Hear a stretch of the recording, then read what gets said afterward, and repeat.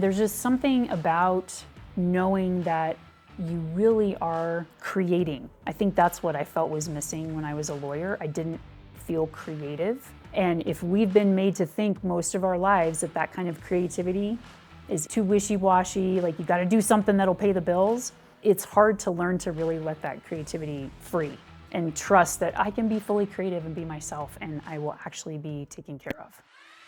Welcome to the Outlier Mindset Podcast, your guide for living a life by design. Here, we explore the journey of becoming an outlier, finding your purpose, mastering your mindset, optimizing your health, achieving financial freedom, and building a life centered around your passions. So tune in, transform, and thrive. Welcome to the Outlier Mindset. Let the journey begin. Hey everybody, welcome to another episode of the Outlier Mindset Podcast. I'm your host, Rodman Schley, and today I've got a really special guest, somebody who I've known for a very long time. I grew up with this person. Absolutely love her, who she is, who she's become, hearing about her journey to where she is right now in her life. I've got Michele Walter here. Michele, thanks for coming on to the show.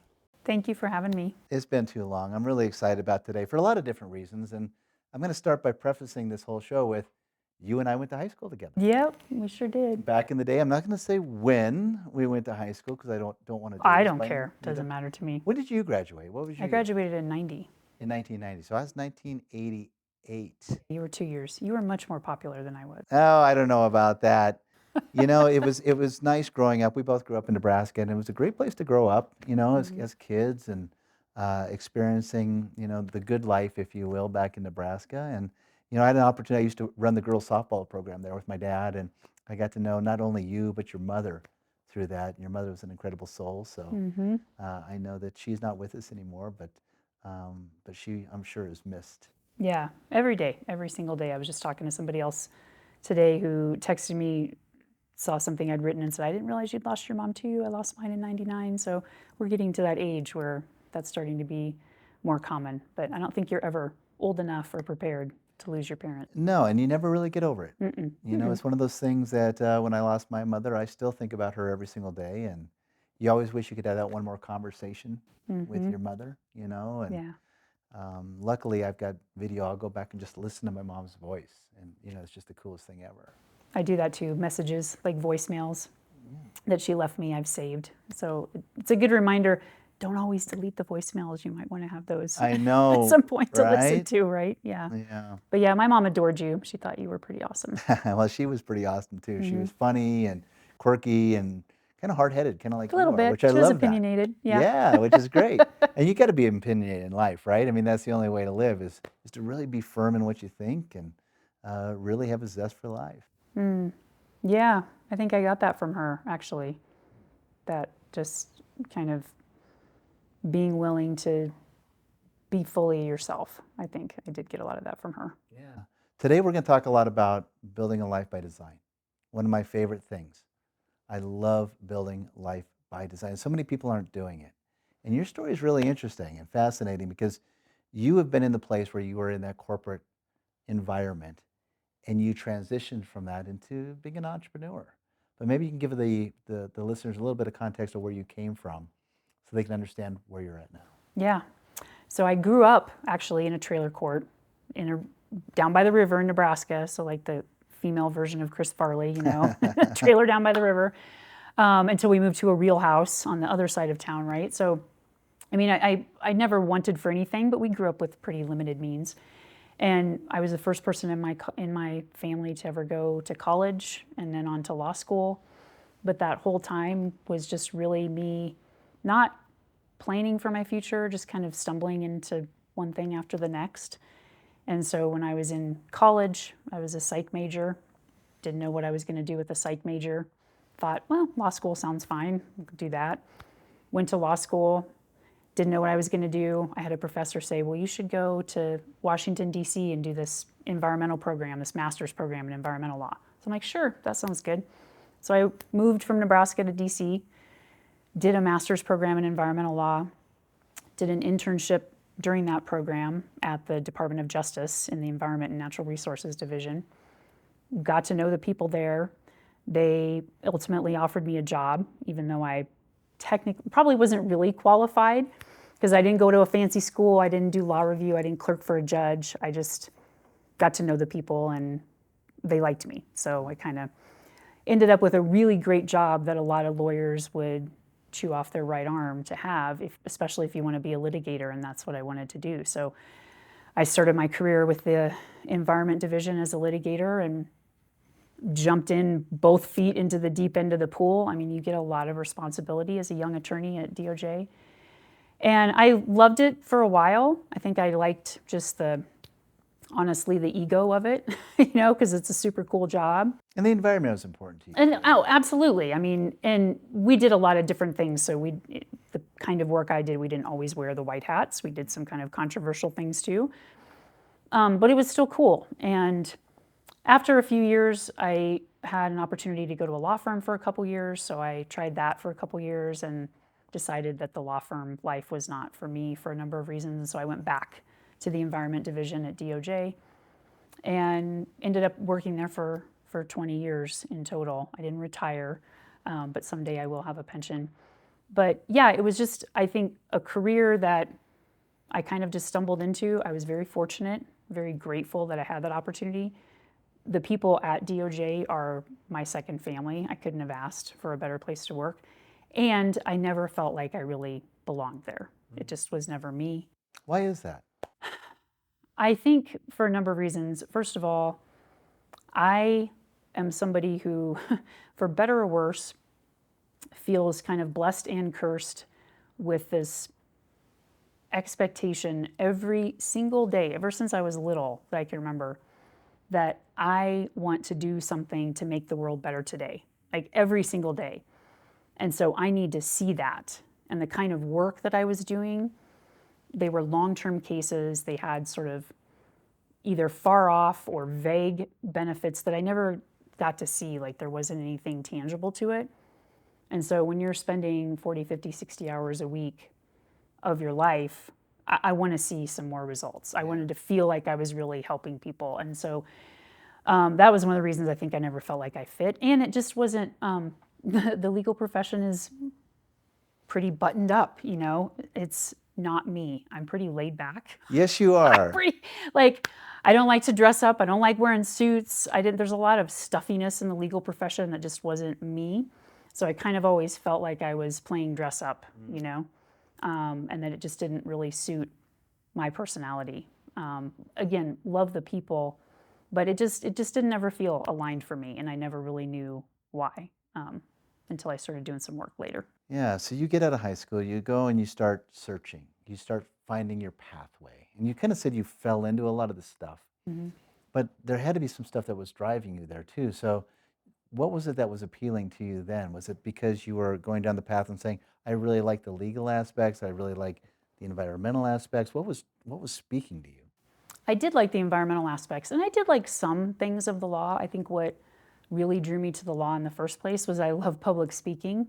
Ever since I was in elementary school, I remember the very first speech I gave was about my hero, my mom, and I wore one of her Kenny Rogers concert t-shirts to give my speech. Yeah. And I just loved it. I've always loved public speaking, and so that part of being a litigator really appealed to me. And the writing. I love to write, but the kind of writing I ended up doing as a litigator is not the kind of writing that I would really love. Beyond that, I didn't love reading cases. I didn't like having to argue with lawyers all the time. There's just a lot of it that didn't. I would think you'd be a real good arguer, though. I can argue. Doesn't mean I like it. That's a different story. I may be good at it, but it's not necessarily good for me. So yeah, I think for that reason, it never really seemed to fit and just didn't feel right. And so I think I allowed myself to fall into it because at least our generation, this is my perspective at least, I wasn't ever really raised to think about, well, what's really important to you? What do you really want in life? It was all about, especially with my family, since nobody had ever gone to college, like my family didn't have a lot of expectations, but I think my mom and dad wanted me to, be my best, get a good successful job, be able to pay the bills, get married, have the kids, the house, like all of these societal external expectations that we never really stopped to question, are those my expectations too? Is that really what I want? And I knew I didn't want to be in Nebraska, so that was kind of my ticket out of Nebraska. But I didn't really have clarity on, well, what does feel more like myself? What feels authentic? Where is my heart? All those things that now later in life, I know that it's okay to ask those questions. But early on, it's just going by the book of what society thinks it means to be successful. Such a common theme. I mean, so many people come on, and we talk about this all the time. It's the school expectations, the church expectations, the family expectations, all these other outside factors that are outside of you, putting those expectations on you, right? Mm-hmm. And you're a kid. You're taught to listen to your parents. You're taught to listen to your school teachers. You're taught to listen to adults. You're taught all the time to do all these things. But it's so confusing to you because sometimes what you want and who you want to be and what you want to do doesn't seem to matter. And as a kid, I think it gets ingrained in you because you don't know. You're taught to obey. You're taught to listen. You're taught to go to school and sit here. You're taught to dress like this. You're taught to do this. And then you get to be an adult and you're living by a whole set of different expectations that aren't your own. Yeah, exactly. And not only that, but two things. First of all, nobody in this country, but especially our generation, we weren't really raised to be more in touch with our intuition, with our bodies, with those innate sense of wisdom that we have. We're taught to live up here, right? And so when we're living up here in analysis mode all the time, it's very easy to get into those patterns of, well, I'm going to check the box and that means I'm successful, as opposed to checking in with ourselves and saying, is this really what feels true for me? And the second thing is, and I think you were a pretty good student too in school, right? I was pretty good. Yeah. You were smarter than me, I'm sure, but Probably, but yeah, chances are good. Right. But I wasn't a bad student. I was like a 3-5 student. Oh yeah, I had you beat. No, of course you did. When you're a good student, there's a lot of expectations then too. And what I've started to realize recently, and just doing some more work around how I can be more trauma informed with the work that I do with other people, realize that there are different types of trauma that we all experience in life. And there can be things like very subtle chronic traumas. And what I realized, I was listening to somebody else speak about this, that as a straight A, type A gunner student, I never failed. Like growing up, never failed, never lost. And so it wasn't until I got to college where the pool was a little bigger. So I went from like big fish, little pool to sort of medium fish, a little bit bigger pool. And then when I got to law school, I was barely an amoeba in this huge ocean. Yeah. And so for me, failure, or what constituted failure in terms of not being number one, anything less than number one, was very traumatizing and not something that I developed an ability to handle. And so to make up for that, I just made sure that I stayed the course, did what everybody expected, did what society told me was successful, and then that meant that, I was number one and I was being successful. Did you feel like you were competing at all? I mean, I know a lot of people get out of high school and they feel like they're competing with their peers or the people who they have graduated with, or did that drive you at all, or did you kind of put that beside you? Not so much our peers or people from high school. I think for whatever reason, I was just always somebody who knew, like, I didn't want to stay in Nebraska. I wanted to explore more. I wanted to be other places. And it's always been more of a competition with myself than anybody else. My mom used to tell this story when I was in, I think, first grade. She came home to find me sitting at the dining room table, like writing furiously. And she asked me what I was doing. And I said, I missed this word on the spelling test. And I'm writing it 500 times because I'm never going to misspell it again. And she's like, did the teacher make you do that? And I'm like, no, I'm doing this because I am never misspelling this word again. And my mom would say, that's the kind of person I was. Like, I miss one word on a spelling test and I take it so personally and I'm so hard on myself. My brother gets one word right on a spelling test and he's ecstatic, right? So I've just always had something internally competitive for myself. And then law school was horrifically competitive because you are measured according to what percentage you fall in your class. And I think that's really where I started to question who I was, what my worth was, because, oh, you mean I'm not number one? I don't walk on water? Wow, what's that mean? Did you ever have to bring out your baton twirling experience? I recently brought out my baton twirling experience. I did. We were actually down with a group of people on the 16th Street Mall in Denver a couple years ago for a Christmas thing, and I brought my baton and I did a little street performance. No kidding. I could have brought it Did today. you get tips? I did not. Oh, you should have put a hat out. That would have been great. And that would have been great if you would have brought a baton. I know. Didn't even think about it. That is so funny. And I Next don't even know time. why I thought about that. You used to twirl that baton, but so you're going through law school. You go into your law career. You're doing what you kind of like, but maybe it's not totally aligned. You feel a little bit out of place.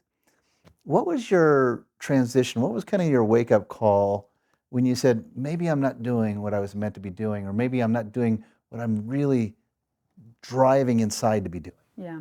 I think there were always those little whispers, but they became a really, really loud yell when my mom died. And that was in 2012. So I was 40 and she was 58. She was very young. Wow, very young. And she died at work just past midnight one night, all by herself. And the guys that she worked with found her the next morning, because she was one of those people, much like a lot of our parents of that baby boomer generation. They worked a lot. Yeah. And I think that's why so many people in our generation, we really long for that work-life balance, because we saw our parents suffer and we didn't want to be like that. And she was very much that person who got, I think, her worth from all the work. She worked 3 jobs, and that meant a lot to her. And so that's just a day, as I'm sure you can imagine, that never leaves your mind, when you get that call. And I was standing on a corner in DC talking to a friend of mine, and my brother called and said, Mom's dead. And it just I remember some of the first words that I said were, I don't know how to do my life without my mom. She was my biggest cheerleader. We didn't always agree, but she was my hero, and so from that point on, you just start to question everything, including really questioning because I don't have kids. I think that kind of exacerbated the issue of realizing, what do I want my legacy to be? How can I really make my mom proud? I mean, she was always proud of me. Yeah. But there's sort of that extra pressure of, well, I don't have kids, so I'm not passing on that legacy. So it's all on me to do really big stuff and make everybody really proud. That's sort of what I internalized. And so that's when I really started suffering in how I wasn't getting fulfillment and satisfaction from my lawyer job. And so there were several years that went by that I just really suffered through it and kind of told myself, typical again of our generation, of suck it up. What's your problem? You got a great job. What are you complaining about? And then, long story short, I decided I wanted to move out here and transferred to our Denver field office in 2016, thinking that maybe being in the mountains will help me. I'll be better. And it just made everything worse, because I realized how much I cannot be doing this stuff every day. I can't be arguing with attorneys over motions for extension and getting ripped apart by judges on the appellate court. That's just not what I want to do. I want to be out playing in the mountains. I want to have more freedom. And so I actually, after I moved out here, got to a place where I was significantly depressed and anxious, and to the point where it got pretty dark and nihilistic. I mean, I spent a lot of time in my closet crying so that my dog wouldn't hear me, because she gets upset when I'm upset. Yeah. And there were lots of nights when I actually prayed, just don't let me wake up tomorrow, because I don't know how to do this. I can't do this anymore. And so this being the job. Life. Just life. Yeah. What felt like a meaningless, purposeless life. And I know that's not true, right? But it didn't feel that way. At that time, it was very real for you, I'm sure. Yeah, it felt very overwhelming and heavy. I mean, when you get to that point, when you start to think, I know that I would like to live a purposeful life, and I just don't see how that's going to happen. You don't see the opportunity, you don't see the hope Yeah. I had like no hope. Yeah. I had a lot of debt. I had a job that was making me miserable. I had, no partner, no kids, and felt like nobody understood. Everybody was like, you got a great job. Like, just suck it up. Don't worry about it. And I'm like, no, you don't understand. It's sucking my soul. Yeah. And so, yeah, I had a lot of really dark nights of the soul, basically. Until, long story short, I found a couple of people. One was a coach, one was a mindfulness meditation teacher. And I had started meditating a little bit after my mom died. And they turned me on to some certification programs. And so I decided I'm going to enroll in this coaching certification and enroll in this mindfulness certification. And I did those at the same time while I was still working at DOJ and didn't know what I was going to do with them. And then a few months in, I decided I got to quit my job. I can't continue. It will kill me.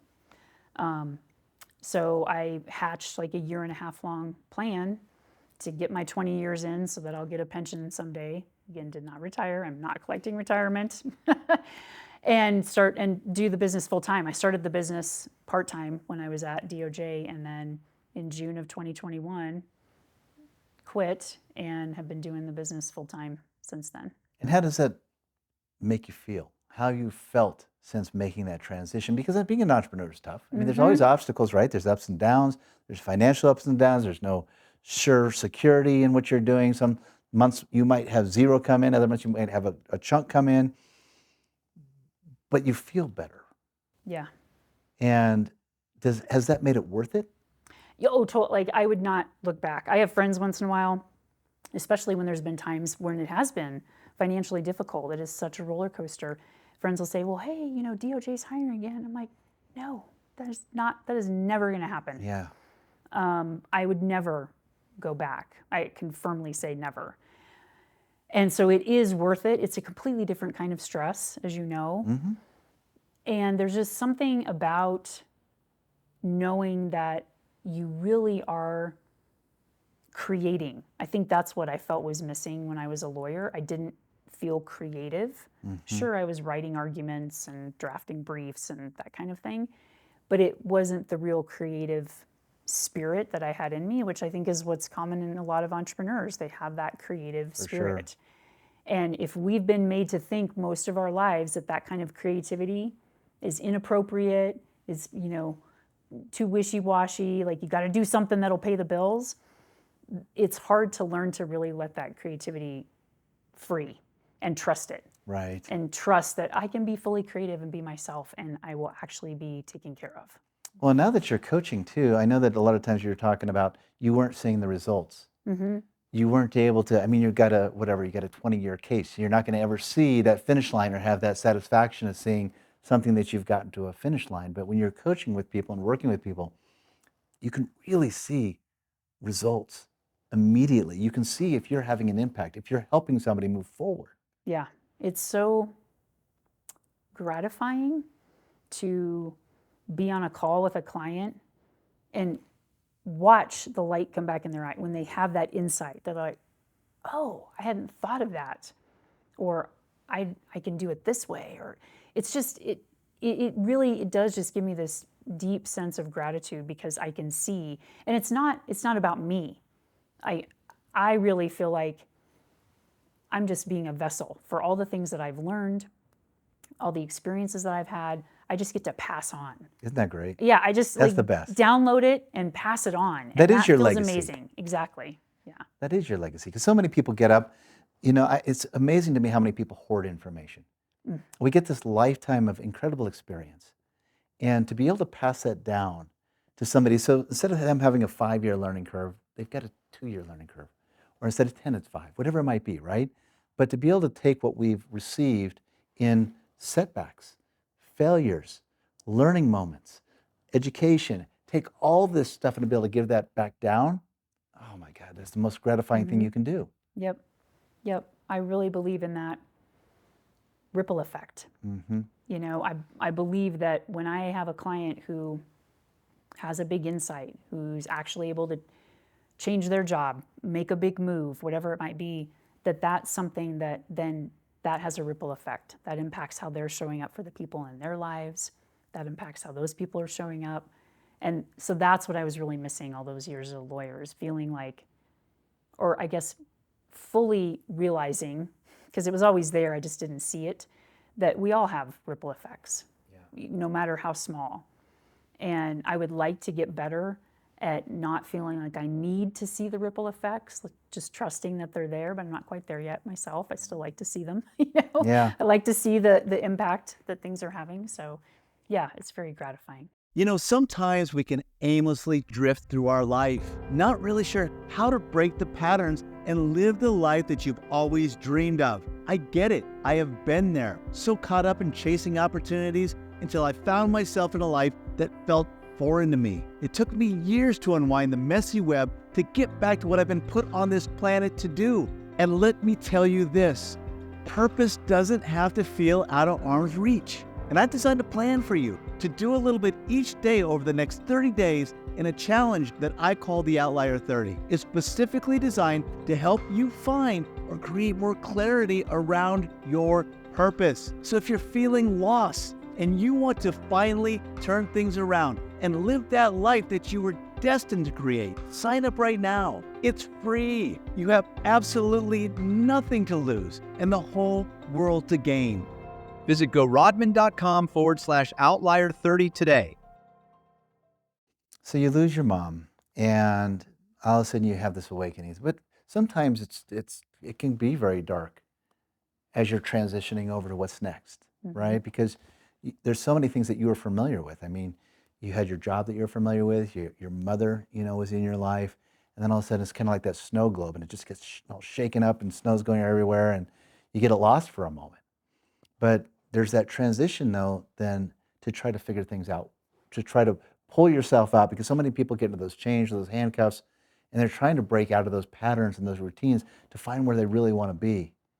What did you do? I know you went and took some coaching classes and you did that, but what kind of processes did you go through that people could utilize if they're sitting there in that same place going, I need to break free and I need to get back into my own purpose? What should they do? Where should they start? When I first moved here, I was dating somebody who I thought it was going to go somewhere, and then he dumped me out of the blue. And for some reason, after that, I was, sulking and depressed for weeks. And I came across something about knowing your values. And I thought, well, that sounds interesting. So I watched some YouTube video. This one was talking about knowing your values. And I really took it to heart. And I spent about 2 days with a notebook writing down all the things that could be my values and then winnowing them down to 5. I had umbrella categories with all these kind of sub-values, but I have 5. And that was in 2016. Okay. So at that point, I realized that my values were freedom, honesty, compassion, growth, all kinds of growth, and vulnerability. And when I look back over my life and saw all the relationships, the decisions, actions I took that weren't in alignment with those values, it was my light bulb. I was like, oh, that's why that didn't work or that didn't feel right, is because it wasn't aligned and wasn't allowing me to align with those core values. And so then fast forward to when I went to my coaching program, and one of the things that they taught was understanding and learning your values. And so through my coaching program, I learned that there's things such as fear-based values and conscious-based values. And a lot of times, most of us, think we know what's important, but trust me, we haven't actually done the deep work of like 2 days worth of work of sitting and getting crystal clear on what your values are. And then B, even if we think we know what our values are, oftentimes they're very fear-based values. I need to make $1 million. Well, why? Well, because that's what I need. Right. I need the big house. So understanding fear-based versus conscious-based values and making sure that it's not that fear-based values are bad, it's that they can take a toll on you. So we want to try and operate under more conscious-based values as much as we can. So after my coaching program, during the coaching program when I was still working at DOJ, that's how I got through that 1.5 years when I knew that I wanted to quit, because there were days when I was like, screw it, I cannot take this anymore. Screw the 20 years of pension, I don't care. And when I tapped into, for example, my value of freedom. I knew that I wanted to work that year and a half so I could save up a little bit of money, have my 20-year pension, because those were a type of freedom down the road that I wanted to honor in this moment. And so instead of feeling victimized and trapped by my situation and saying, oh, I'm stuck here, understanding that I'm making this conscious choice to stay, even though it doesn't feel good. It's not about ignoring the fact that it doesn't feel good. Even though it doesn't feel good, because I'm also honoring my value of freedom down the road. And so for me, that's really the power of knowing your values, knowing what they mean, knowing what it feels like in your body to align with your values, so that in moments when it gets tough and you find yourself victimized by your situation, we can actually understand everything is a choice. Not some toxic positivity, flip a switch choice, but a deep embodied sense of this feels aligned and this is what I am choosing, even in the midst of a challenging situation. And so that's how I stayed for the year and a half and was able to quit after my 20 years. And it's still what I use every day. I have actually a values diagram on my bathroom mirror that I look at every day. I love that. I've got what I call the sacred check boxes, which is similar to that. And if there's something that's trying to come into my life that doesn't check one of my boxes, I say no to it. And it's very similar to what you do when you look at that every day in the mirror, because you're consciously choosing what you've got in those boxes on that mirror. So I think that's fantastic. It's interesting to me too to think about a lot of people will get frustrated with their jobs and want to break out and be aligning with purpose, but starting that entrepreneurial venture or a business or what have you. But a lot of people just say, well, I don't want to do this anymore, I quit. And they just go. And I always tell people, that's not always a good idea. Like, you found your values in 2016, and then you started working through it. You started formulating and calculating and figuring out how you were going to transition out, right? But somebody said something to me that was really, I'm going to totally butcher this quote. And of course, I do that all the time on the show. But the gist of it is don't look at your job as a job. Look at it as funding what you want to be doing next. Right. So I always tell people, figure out who you are, take that time and process. Don't just go quit the job. Look at the journey as, okay, let's figure out who I am, let's figure out what I want to do and how I want to do it, and then let's get a plan around it, and then let's get my mindset right, make sure physically I'm right, get my money right, because there's going to be winters. When you're an entrepreneur, there are going to be times where the money is not going to be there. So be ready for the winter, and then go start building that life by design. I also tell them, it's like, start it as a side hustle. Yeah. And then make that side hustle make you have to quit that job. Yep. Because you get so busy or you get so overwhelmed that you have to leave. But a lot of people just go, no, I don't want to do this anymore, I quit. And I'm like, oh man, because if you hit those financial speed bumps, say you get 6 months into it and it's not financially going as quickly as you want it to, which it usually doesn't as an entrepreneur, but if you can sit there and be in a position to make it, what if you quit? What if you got 6 months and you just think you failed? Or success was at 8 months, or if it's at 12 months. So it's always important to me. I always tell people, figure it all out first, and then start walking into what you want to be designing. Yeah, yeah. And that may work for some people. I think it's a smaller percentage than the people who maybe like me had more of a plan. I'm a planner. Some people don't need the plan, and that's absolutely okay. I think what you're saying about figuring out who you are, for me, is fundamental, because when you know your why, as cheesy as that sounds, because we hear that talked about all the time, it's not just, well, I want to do this because I'll feel free or because I think it's fun. That's not your why. Just like it's not even necessarily your purpose. I think that in order to figure out your purpose, you want to figure out your values. Because how can you know what you're here to do and what feeds your soul if you don't know what's actually deeply important to you and what lights you up, what gets you out of bed every day on that deep cellular embodied level? And I keep saying embodied because there is a physical sensation that I have in my chest when I feel that freedom. That's one of my values. And conversely, there's a tightening and a constriction and a heaviness in my chest when I don't feel free. Yeah.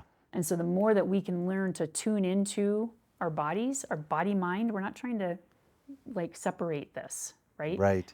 The more we can tune into our entire bodies and listen to what they're telling us, that also gives us these clues as to when we're fulfilling that purpose, when we're aligned with our values, when we're who we want to be. But we don't often pay attention to that. I absolutely love that you expressed it in a physical feeling. Like, and I'll ask that question to people a lot, and they can't answer that because I'm always curious. How did you feel like when you were in that desk job that you didn't want to be working? Mm-hmm. You were getting up every day and doing those things that you didn't want to be doing. How did you feel? And a lot of people, think about it. I don't know. And then how did you feel when you were aligned? When you were, like you said, the freedom. I felt the freedom, and it made me feel so good, right? But a lot of people can express it. So I love that you can express that. And that's how I feel about it. That tightness, that it doesn't feel right. It's just not natural. It's caving in on you almost, right? As opposed to when you're really aligned with your purpose. The freeing, the freedom, the good feelings that you get from that. It's so night and day. But I think people get so tied into what they're doing on a day-to-day basis that they forget what that feels. They don't even understand that tightness, or they don't see the constraint because it's in front of them every single day, and they're getting up, the alarm goes off, they're hitting it, they're getting up, they're showering, they're eating breakfast, they're kissing the kids goodbye, they're going to do something they don't want to be doing, and then they spend 30 minutes, 40 minutes driving to work, then they get done at 5, and then same thing in rush hour traffic coming home. Day in and day out and day in and day out. And it's so in their face that they don't even see that they're not living the life that they want to be living. Yeah. And that was very much my mom. I think that's why she was such a good lesson for me, in that I saw how she did that. She was just on that hamster wheel. I was on that hamster wheel at DOJ. Same thing, day in, day out, pay the bills, deal with the tension, have to deal with lawyers, like just autopilot one day after the next. And I think it's so easy to get into that pattern when we are so encouraged in this society to live up here. Mm-hmm. We don't encourage people to live down here, especially from our hearts. Nobody, not so much. I mean, now we're sort of getting that message more, but when we were growing up, no. No. That made you weak. Right. That made you a pushover. Yeah. Of course, we didn't wear helmets or anything either on bikes. And I think my parents brought me home in a cardboard box like we do with dogs from the pound these days, but whatever. We rode in the back of the truck to Dairy Queen, exactly. 4 miles down the interstate, like whatever. Yeah. So yeah, we definitely weren't encouraged to connect to ourselves. And what we have to understand, especially in Western cultures, is that the mind is not separate from the body. That's why I call body-mind. It's all one. A lot of Eastern cultures recognize this as all one. And there's ways that you can tap into your inner wisdom, your inner knowing, your intuition. And for some people that comes in their head. For some people it's what they hear, others it's what they see, others it's what they feel. And so this is why it's so important, if you want to get off that hamster wheel, that autopilot every day, to know that the gateway to that is being able to connect back to yourself, which is very hard for a lot of people, especially if there's any kind of trauma. If you haven't ever done that kind of work before, it can feel very uncomfortable. It can be re-traumatizing sometimes. So you want to kind of work to understand what's the best way that you can ease into coming into your body, noticing those sensations, noticing those feelings. But it's, I think, so valuable because coming back to the, what do you feel like? When I can tap into that physical sensation of freedom, that becomes my fuel source, as opposed to, anger or something else. Or even just pushing, even that like aggressive, like rugged individual, I'm going to get this done. That's not a sustainable fuel source. People do it, and then people like my mom die at 58 because they've constantly been pushing. Yeah. If instead we can learn to tap into a more sustainable, life-giving force, which is the physical sensations that come along when you honor your values, that's what allows you to keep taking another step forward, to see the vision and not just visualize it and sit back and hope for it to happen. You can wish in one hand and poop in the other and see which one fills up first, right? You have to have that vision and that feeling and take one step and then take the next step. Don't worry about all 50 steps down the road. Just focus on what's right in front of you that I can do that ignites, that aligns with that feeling that I want to experience in my body. And that's when you know that you're on the right path. Yeah. Well, thinking about your mom coming back, I know we've talked a lot about your mom, but she would be so proud of who you are sitting here today. I mean, sorry, it's getting me a little emotional just thinking about it. But, I know she was proud of you as a lawyer, but who you are being aligned with your purpose and your mission in life, she would just be so happy for you right now. And I'm sure she's looking down and is just thrilled to death with what you're doing. Thanks. That means a lot. Yeah, and I'm going to get a little emotional. I know. Yeah, I get a little verklempt. I'm going to let that go for a second. But breathe. But in terms of, what do you think, I'm just curious with your mom, where do you think she got that work ethic? I know you're talking about working the 3 jobs. I mean, was that from her family? Was that just how she was raised? Yeah, I think from her parents. My grandpa was very much a hard worker. My grandma was the greatest generation. So she didn't work, but my grandpa worked. He was a Marine in World War II. Came back from World War II. He actually helped build the Harlan County Dam. For those who don't live in Nebraska, that's a big deal in Nebraska. Big reservoir down in Republican City. So he helped build that. And he was always just a very hard manual laborer. Yeah. And I think my mom inherited that work ethic because it just wasn't questioned. That's just what they did back then. And my dad's the same way. My dad is still the same way. My dad's 76 and he's still working. He's a distributor on the road every day, lifting pallets of food and everything else. So I think that generation and the generation before really had that kind of, I don't even want to say work ethic because I think that elevates it beyond what it should be. Hard work is great. And we don't want to put that above everything else. Right. We are not the hard work that we do. That's just a manifestation of some of who we are. Yeah. Well, and you and I grew up with not a lot. Growing up where we grew up and such, there wasn't, we didn't have a lot of, I know my family didn't have a lot of money. My parents were divorced and my dad was sending a lot of child support over here and he has had an educator salary. And at the end of the day, there just wasn't much. And I always tell the story about how the lunch ladies used to always send home the leftovers from lunch. And that's what he and I would eat at night. Whatever we had for lunch, we were having for dinner.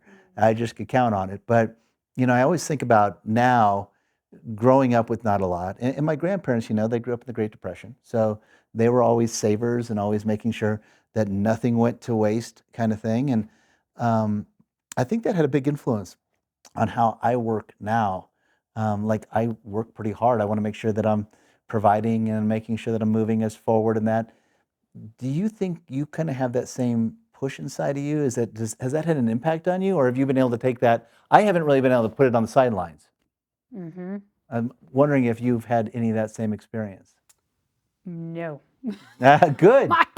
My brother and I both, look, and I think a lot of people, I just had a call with somebody today who said if money wasn't an issue, she wouldn't work. I think most people, if money wasn't an issue, we wouldn't work, which is very telling at how we look at money and our relationship with money and what we do in the vein of being able to support ourselves.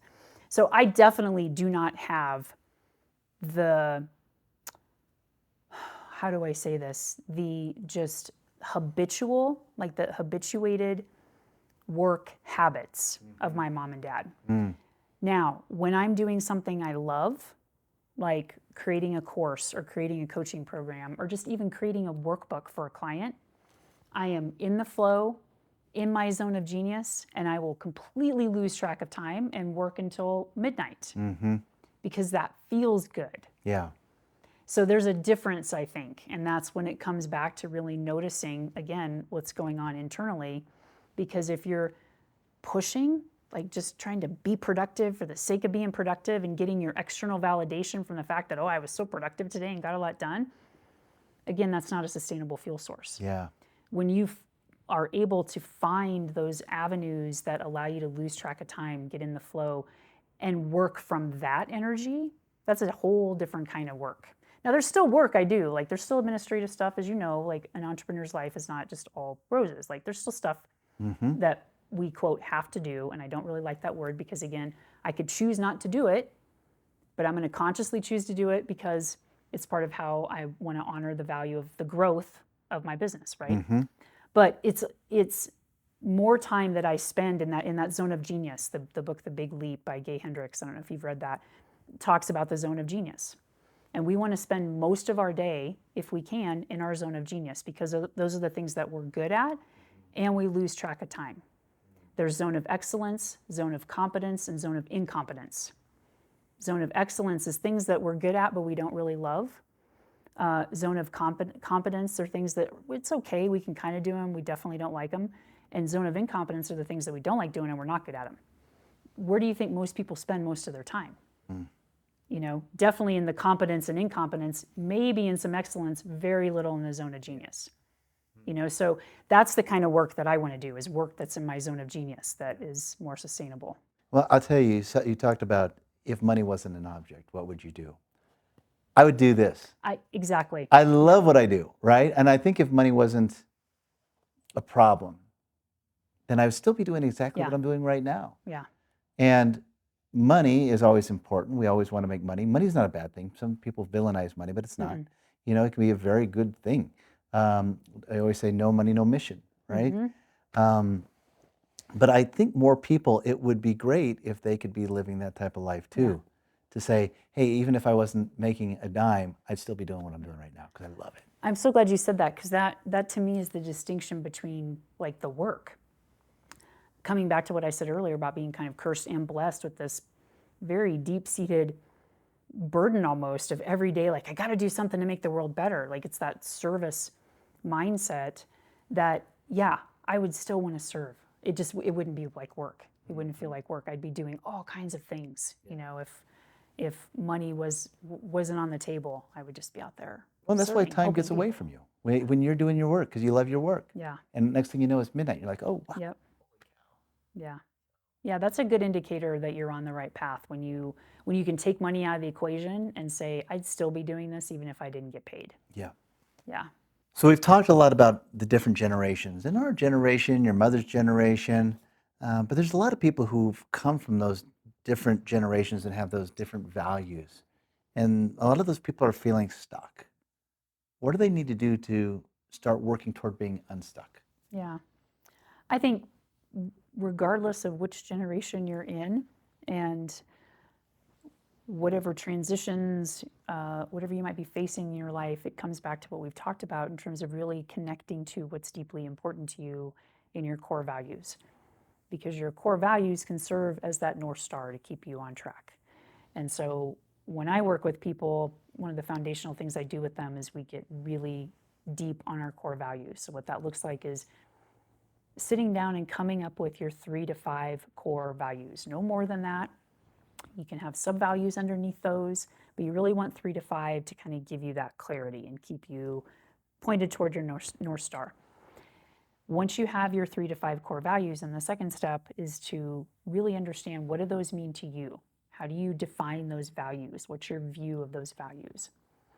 And then the third step is to understand, what do those values feel like when you are honoring them or not honoring them? And by feel like, I mean, where do they kind of live in your body? So you can think of a time in your life when you have felt like you have honored a particular value, been aligned with it. And see if you can tune into, start to notice, and this might be challenging for some of the reasons that we talked about, but start to notice, what am I noticing in my body? Am I noticing some sensations maybe in my chest or gut or shoulders, something that tells me where that value kind of lives for me in my body and is speaking to me? And then you can also do that with a time in your life when you weren't honoring that value, and notice what your body is telling you then. Kind of like we talked about, if your chest feels light, I'm honoring my value of freedom. If it feels contracted, I'm not. So really understanding the physical sensations of when your body is telling you that you're aligned or misaligned with your values. So that's the third step. And then the fourth step is to get a vision of your life. Maybe just start with one value. You don't have to do them all at once.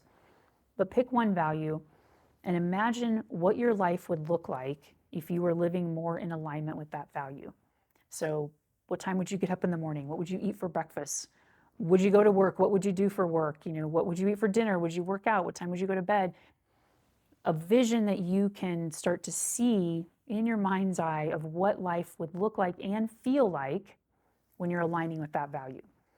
And then the last step with that vision in mind is to look at what's the next step right in front of me, not all 50 steps down the road, but right in front of me that I can take that allows me to feel more aligned with that value, particularly in this moment. And just take that one step and then think about the next step and kind of repeat the process. But that way you have that North Star to guide you. You're learning how to tap into the sensations of it to use as fuel to keep you pointed in that direction. I think that is great advice. And I know a lot of people, the one step at a time is so important because sometimes we get out too far into the future and then it gets overwhelming and we can't even take that first step. Right. So, Right. Michele, I'm so glad to have you in my life for a lot of different reasons. Likewise. I want to make sure before we get out of here today, I want to make sure that people can connect with you because I love being connected to you and I know so many people are going to want to connect with you. Where should they go to find you? Everything is Life from the Summit. That's the name of my company. So my website is lifefromthesummit.com. All my social media handles, Instagram, Facebook, LinkedIn, you can find Life from the Summit, TikTok a little bit reluctantly. And YouTube also is Life from the Summit. And you can send me an email. I love hearing from people. It's Michele with one L, Michele, at lifefromthesummit.com. Love it. And I got one more question. I ask this of everybody who comes onto the show. And this should be a very relevant question for you. But if you could go back in time and give your younger self one piece of advice, your most valuable piece of advice that you could give to your younger self, what would that be? To be kinder to myself. I think self-compassion has been my biggest growth edge in the last several years. So going back to that story I told about writing the one word I misspelled, I would learn to give myself more grace and kindness earlier on in life. I love it. Thank you. Thank you.